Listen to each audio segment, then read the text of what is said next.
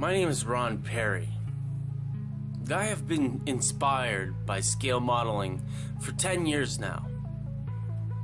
Except I've never been satisfied with my hobby.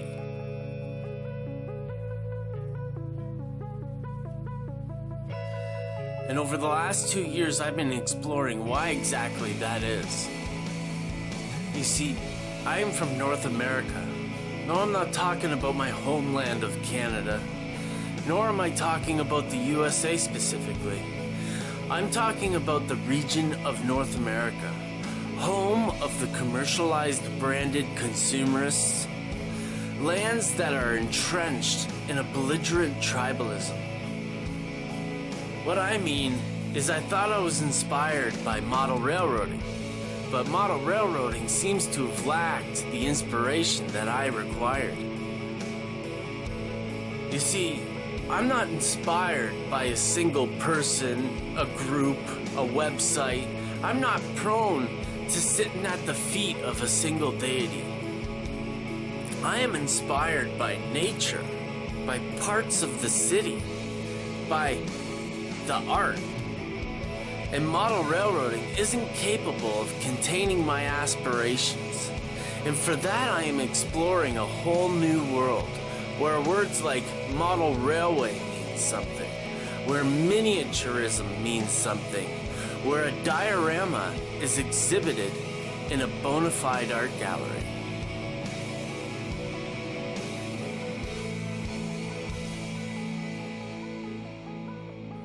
So once again, my name is Ron Pare, and I want you to join me in exploring this international world of scale modeling.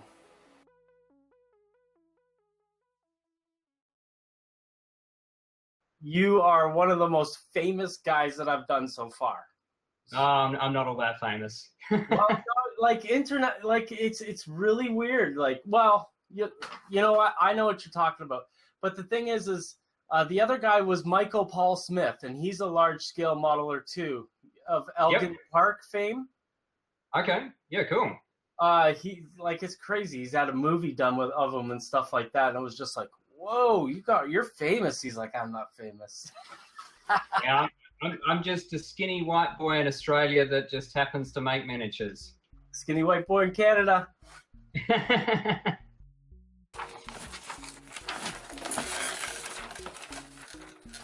kitty. What are you doing? What? Okay, so today we're going to talk to Joshua Smith. Now, I must admit that I have gone through a bit of anxiety of doing this interview with Josh. It is as if I felt that I had already perused all the hobbies in scale modeling over the years. You know, through magazines and forums and that type of thing. However, after seeing all the interviews that have been done with Josh, I have learned there is a whole world of scale modeling that I knew nothing about. And now it seems like I see this whole new world everywhere I look. I feel like I should say thank you to Josh for it.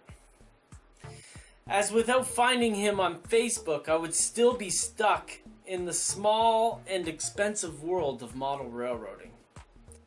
Thing is, I am, and always have been, a structure modeler and scenery guy. I have ran maybe 2 or 3 model trains in my entire life. I love me some dioramas, and that brings us to Joshua Smith's fine work. Please enjoy this interview. It was truly a pleasure. You coming with me, kitty? Yes, kitty. Pat my belly. Yeah. So you got a nice little studio there. Is that? Yeah. So this is off-site? What was that, sorry? Is that off-site? No, so my apartment is on kind of like a main street of the suburb that I live in. Okay. And my apartment's above a Chinese tea shop. So there's the shop downstairs. I've got my apartment, which is above it. So I've got like my kitchen and my bedroom, which is back in here. And there's kind of doubles as my studio and my lounge room, depending on what time of day it is. Most of the time it's the studio. I hear that. It's pretty appropriate to be above a Chinese shop, though, or a tea shop. Yeah, that only happens this year, but as soon as it happened, it's like, I've always toyed with the idea of making a miniature of my apartment, even more so now that it's got a tea shop out in the bottom of it. I hear you. Okay, well, let's just start. I guess we'll start with the paperwork. I get all nervous and I have to do this, otherwise... Look, it's fine. It's fine. I actually hate going to the openings of my own exhibitions for entirely that reason. So... I don't go to, like, model railroad... I don't like to go to model railroad shows either, because it's just like... I don't want to, I don't think I'm any bigger than anybody else, and I kind of mope around in the background, kind of. No, I'm exactly the same. I think a lot of there's a lot of similarities in people like us, and that's what I want to get from the interview with you. You know, great. Is to find what connects us. Yeah, awesome. Did you watch Hank Cheng's video?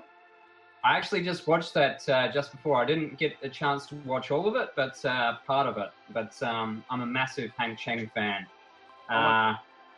As far as I'm concerned, he's my favorite miniaturist in globally. And there's so many great miniaturists to choose from, but Hank for me is number one. His work's just above and beyond.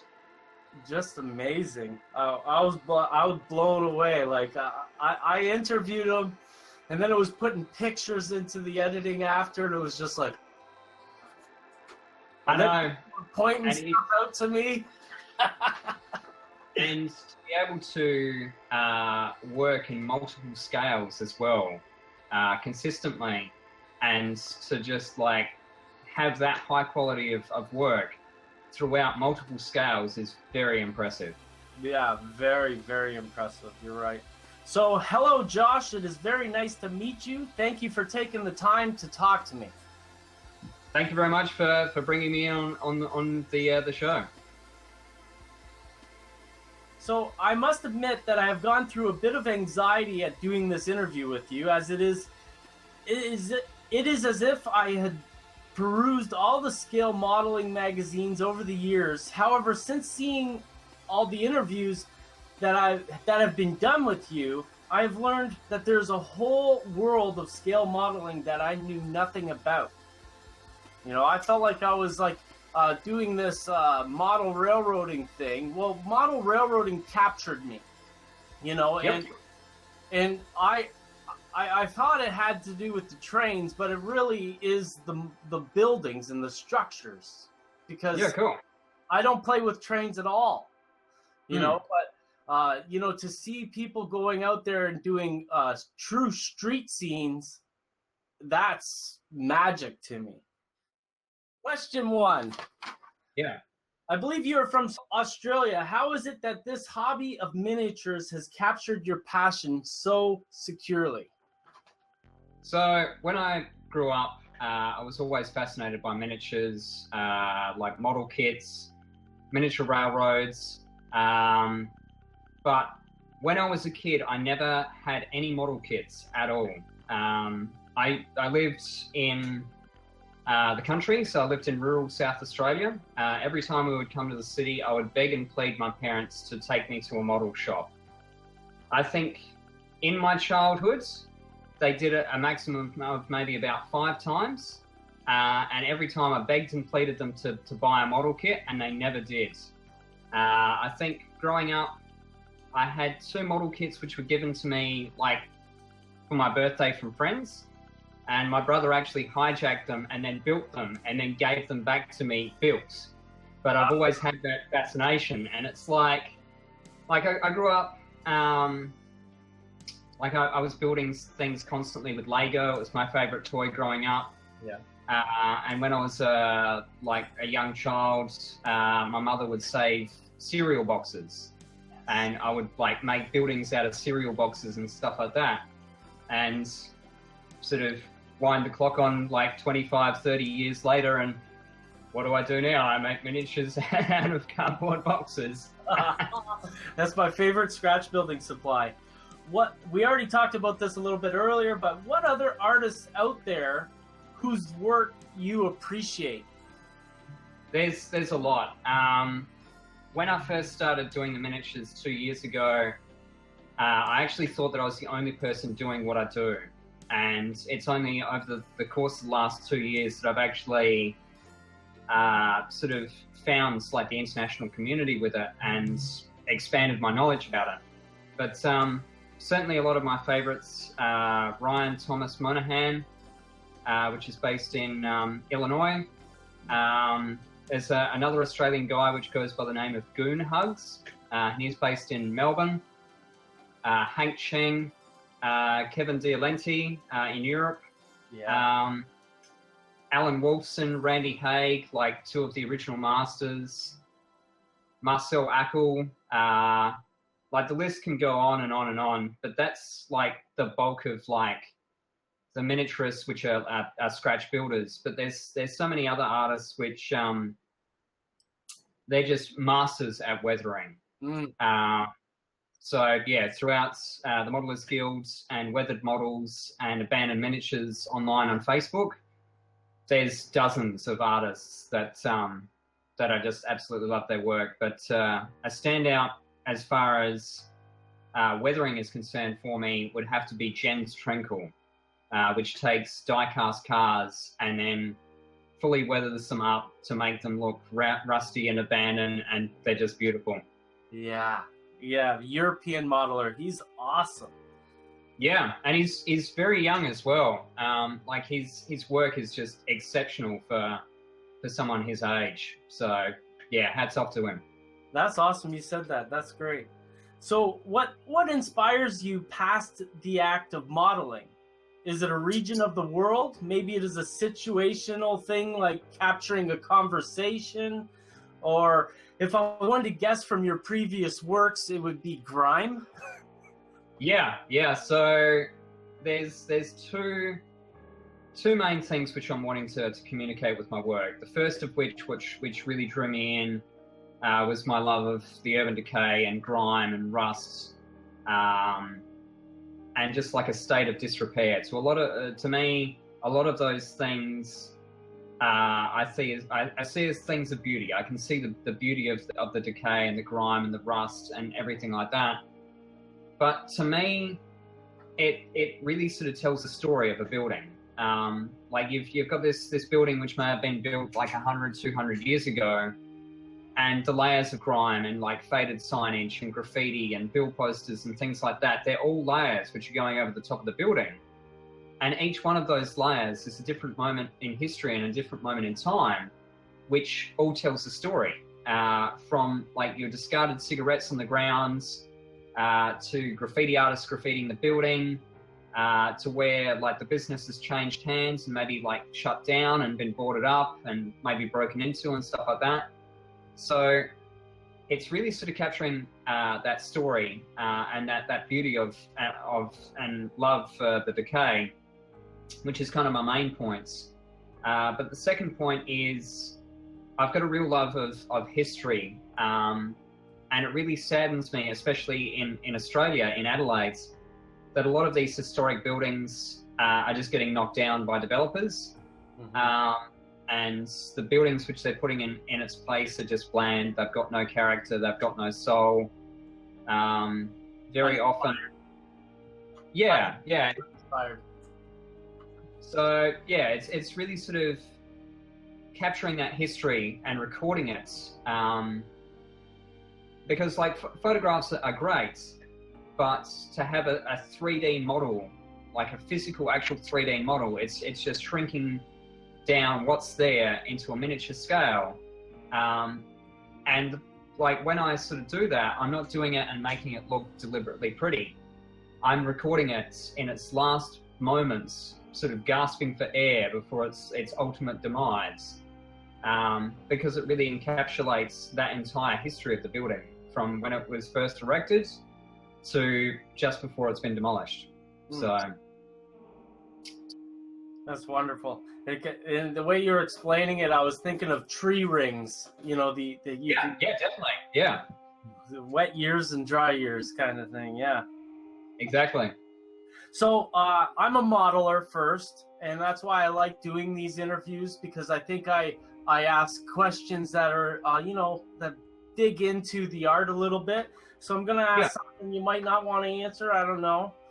Is there any tips that you can share? I'm particularly interested in these roll down store shop doors. Like there are textures with a corrugation, or is that simulated? So I actually use corrugated cardboard for that. I've got two different sizes, both of which I get from an art supply store. It's perfect for recreating corrugated roofs because it's exactly the sort of same shape. It makes it difficult for where it's verandas, where you would see the underneath of it, because it's the corrugated card.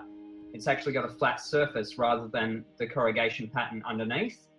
So what I actually do is I glue two sections together so that when you look at it from either side, it gives that illusion that it's corrugated on both sides. But for the roller doors, I just have it that it's just a single piece. But yeah, like the majority of the materials that I use is corrugated cards and 1mm cardboard. And yeah, it's just a matter of just it depends on the look that I'm going for, but very often I'll spray paint it with a chrome silver, and then I'll use chalk pastels to apply the rust sections to it.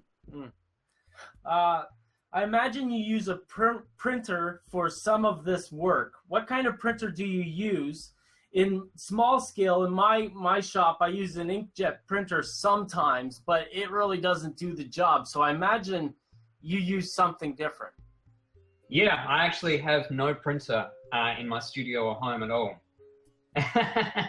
I've got a local business which is called Officeworks. So it's an office supply chain, which they've got high-end laser printers there. So wherever possible, I will take reference photos myself. If not, I'll look on Google Maps or go through Flickr to find particular signage. And if I need to, I'll redesign it in Photoshop and Illustrator to just clean it up, work out the scale it down, and depending on what it is, for most of the details, I print onto adhesive sticker paper and then just stick it directly on there.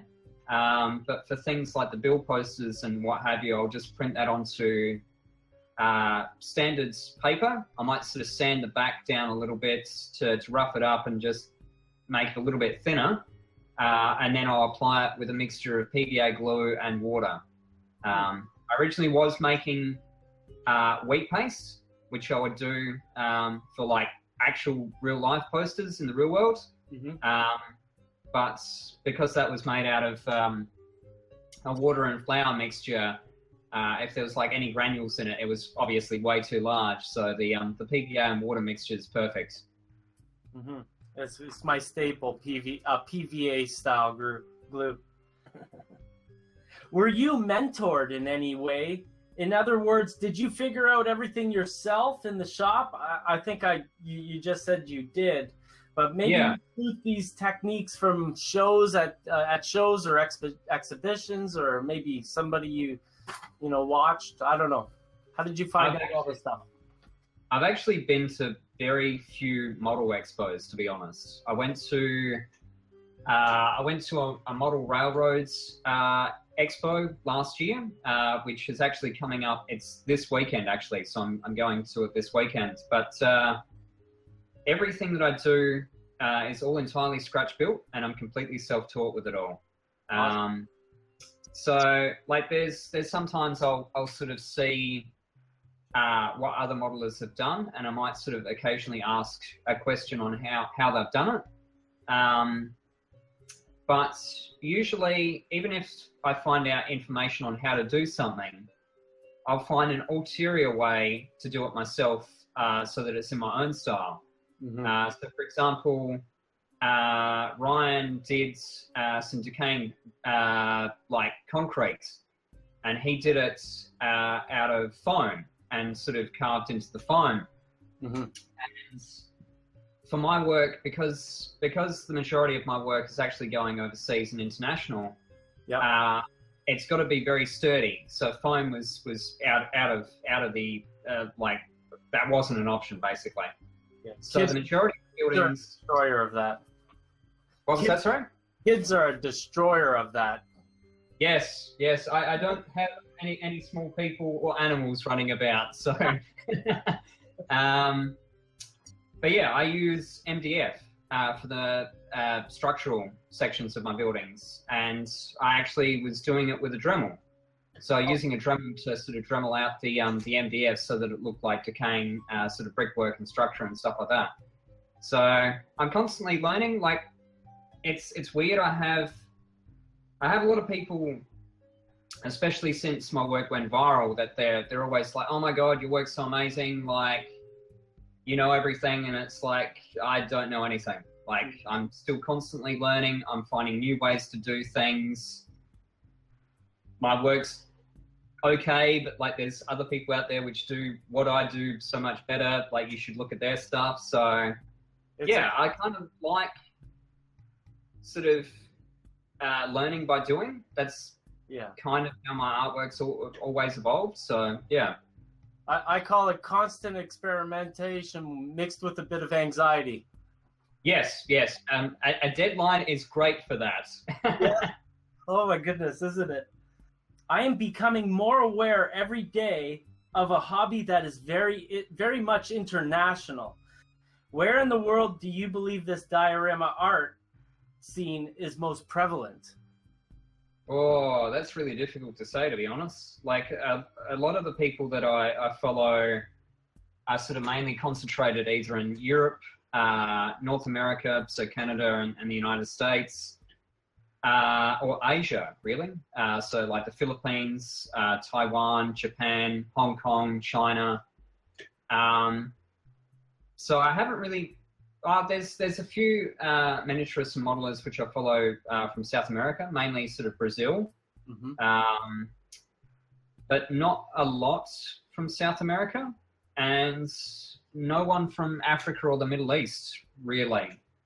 I think there's one guy in Syria that I'm constantly keeping in touch with. Oh, actually, yeah, Syria and Iraq as well.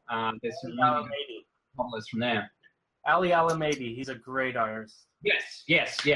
Fantastic miniaturist there. We only sort of became aware of each other's work maybe about a year ago.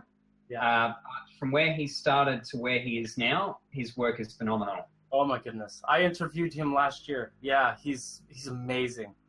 Yeah.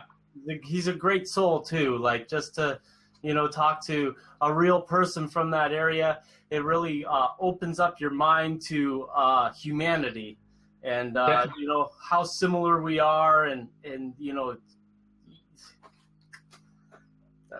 It very much so. If I've learnt one thing, it's over the course of the last year that we're all very open and accepting of one another, not just as people, but also like modelers and stuff. Like, we're always constantly sharing each other's work. We're always commenting and critiquing. And realistically, like, I've had maybe about like 100 or so people which I'm constantly sharing their work and vice versa. And I've only come across one person which has been in a negative light, which is unfortunate. But like, it's great that the majority of the international scene is so welcoming. So it takes all kinds to make the world go around. Exactly. So what is next for Joshua Smith? So I was supposed to have an exhibition in Hong Kong at the end of the month. I heard about that. Yeah. So unfortunately, that was cancelled last minute. Which is probably a good thing because it allows me to catch up on a whole stack of commissions. But despite that minor setback, I'm actually looking at other galleries in Hong Kong to do an exhibition in the next 3 to 4 months. So Awesome. It's a good thing because I was only going to have time to just create one piece, and now I've got the time to create like 5 to 6 pieces. So I'm sort of just going to keep on creating and build up a series of works and then go over for Hong Kong for that. Mm-hmm. But what else do I have coming up? Taiwan at the end of the year in November. 2 exhibitions in Australia next year, and then 1 in the United States the following year. Oh, goodness. So what about works? Or is that... what was that, sorry? Or is that secret? No. So at the moment, I'm starting to draft up the design for an electronic shop, which is based in Kowloon. So the majority of in fact, all of the works which I've built or planning to build of Hong Kong, I've never been to Hong Kong, which surprises a lot of people. It just comes from driving around in the little Google car down all the back streets of Hong Kong, and it's like, that building, I need to build that. So I was looking online the other day. I come across this beautiful old building, which was an old electronics shop, and it had a really nice sort of like concertina metal door at the front, and that was the thing that captured my eye. Yeah. And it was quite bizarre because I put up an image on it on Instagram and said, hey, if there's any Hong Kong followers which can like photograph it, that would be great. And much to my disbelief, a famous radio announcer took that Instagram post and spoke about my work on a radio program and put it out to all of our listeners, to anyone in Hong Kong which could go to that shop and photograph it and help me out. So there was this old guy which owns the electronic shop, probably owned it for like last 40 years, which was suddenly inundated with all these people coming to photograph his shop in an afternoon. And all these people telling him, yeah, there's this guy in Australia that's going to make a model of your shop. And he's like, what's going on? I hate this guy. Hopefully they will purchase some electronics. Yeah.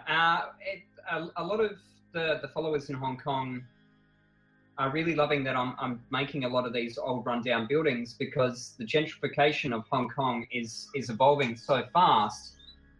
And a lot of these old shops which have been owned by people for like 50, 60 years, they're all being sort of bought up, destroyed, and just replaced.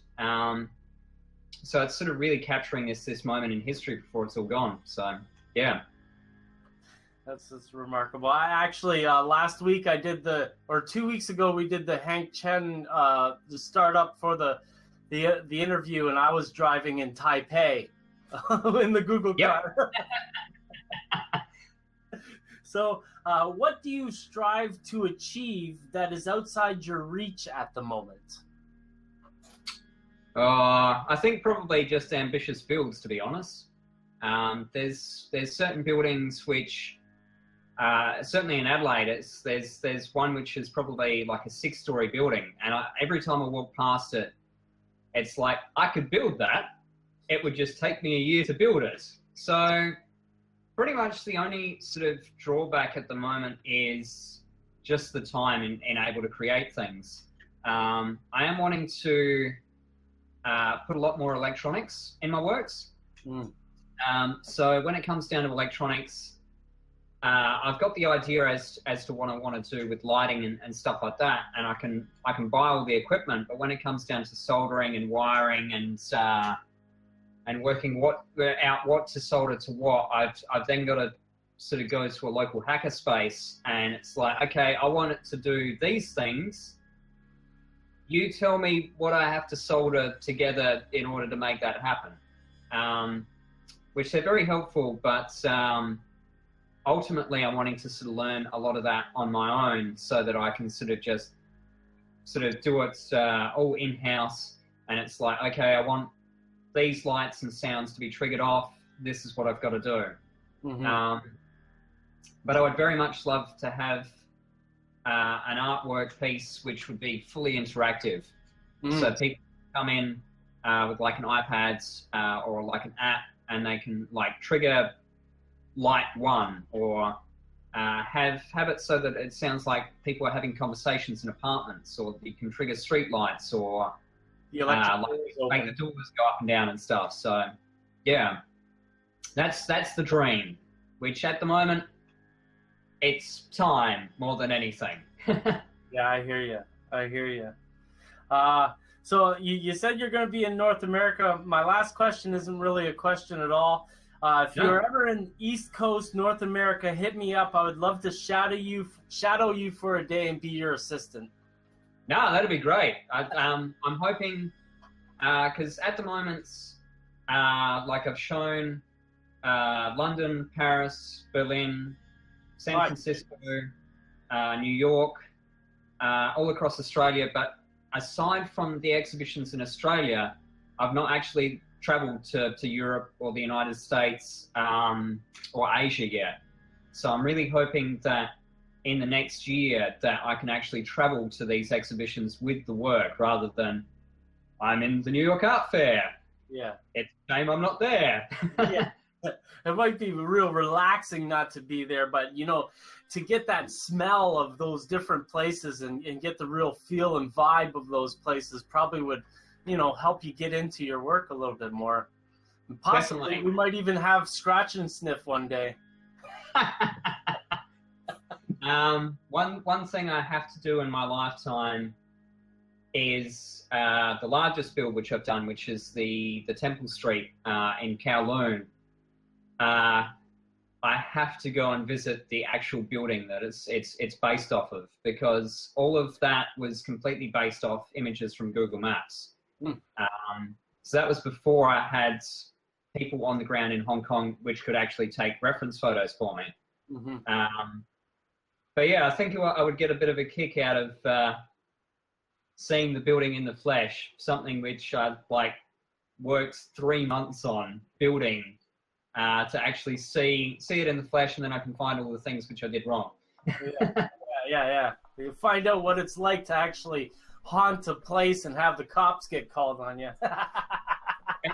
It's funny because I actually had an email. I had a lot of random emails, but I had one email from an ex-Vice Squad officer from Hong Kong, which is like, is this the building that you've based it off of? And I'm like, yes, it is. And he's like, oh yeah, when I was a Vice Squad officer, I used to raid that building all the time. So that adds a feature for the second floor. Exactly. There may be some refuse in the alley, yeah. Yeah. So thank you so much for your time, Josh. I think it was, I think I can now say I know Joshua Smith, which is your website. Awesome. No, thank you very much for the opportunity. It's great. And you know what?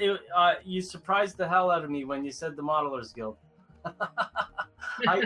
It was one of the first things that I created when I started modeling in 2008. And you might not have known it was me, but yeah, it was me. Yeah, great. No, I think sites like the Modelers Guild are fantastic. It's a constant source of inspiration. When I wake up in the morning, the first thing that I actually do is jump onto the Facebook site and just go through and see what everyone worldwide is doing. And even though I'm pretty much the only person, I'm only one of 2 miniaturists that I'm aware of in Australia. It's through Facebook pages like the Modelers Guild that actually make me feel very connected to an international community. And it's like genuine friendships have been formed through that site. So that's fantastic. That's my baby you're talking about. That's so great. It's like one of my piece of works that I really haven't touched the brush on. No, it's good. I think it's fantastic. It's only through sites like that we can sort of enjoy and share each other's work. And without that, it would make it a lot harder for us to actually connect on a social level online. So, no, you've done a fantastic thing. Well, thank you. You know, it's so true, though, that online, it is a new level, because before we're siloed within these hobbies, you know, military, 132 or whatever, and, you know, HO scale model railroads and stuff like that. And everything's all segmented and segregated, you know. It's you know, the Modelers Guild, it was kind of like, let's get rid of the word model railroad and start talking about scale model, so that everybody can come in. And Bob, my codeman, was just like, yeah, that's nice, you know. And it's just grown so much. And, you know, that's when I started in the hobby, I was so pigeonholed with what I thought I was doing, and in my work in the modeling industry has all been with model railroads. But, you know, since getting to know you through your work, and Hank Chang, and then going through your friends list like a creep, I'm finding amazing stuff out there. Like that Henry Thong, who interviewed you, he's got some wonderful interviews. Like, and he puts it together like an art form. Yeah, definitely. He treats filmmaking very much like an art form. His Makers Who Inspire, I think the second season has just come out, but he's looking at financing the third season at the moment, which is fantastic. So, well, he's good enough. I think he'll find that financing. Yeah, definitely. He's only 21 years old, if you can believe that. I could totally believe it. You know, we're more inspired when we're younger, and you know, just to be able to capture that when you're young, you can only grow it. You know. Definitely. Like, I started modeling when I was 31 or 32. You know, coming out of life, you know, as a, you know, crazy man trying to relax with a couple of kids. You know, the modeling really, you know, it's my therapy. For sure. You know, do you find that it's therapy for you, or? No, very much so. It's actually interesting because prior to doing the miniatures and the modeling, I was a stencil artist for 17 years, so doing stencil art graffiti. Oh, wow. And the last two weeks, so last week I was painting a mural in a country town, so painting a massive wall. And then this week I've been working in a high school teaching students how to do my former art form. And both of those jobs I found incredibly exhausting. Just like being outside, having to paint this massive wall, or teaching kids. Like, even though I was working maybe about like 6 hours a day in the teaching position, I'd come home from it and it's like, man, I'm wiped. I'm so exhausted.